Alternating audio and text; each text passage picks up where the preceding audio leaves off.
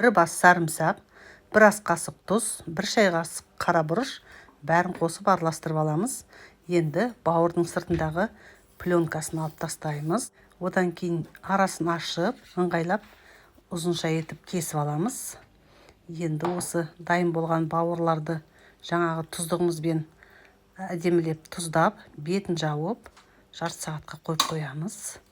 Ары қарай тазалап жуылған қартаны сыртын айналдырып аламыз. Мінекей. Дәл осылай арасындағы бездер болса алып тастаймыз. Бұған да дайындаған тұздығымызды жағып аламыз. Енді орап жинап қоямыз. Оған дейін дәмдеуші сіңіп, әдемі болып тұрады. Бетін жауып, оны да жарты сағатқа қойып қоямыз. Енді бауырды қартаның ішіне айналдырамыз. Қарта дайын.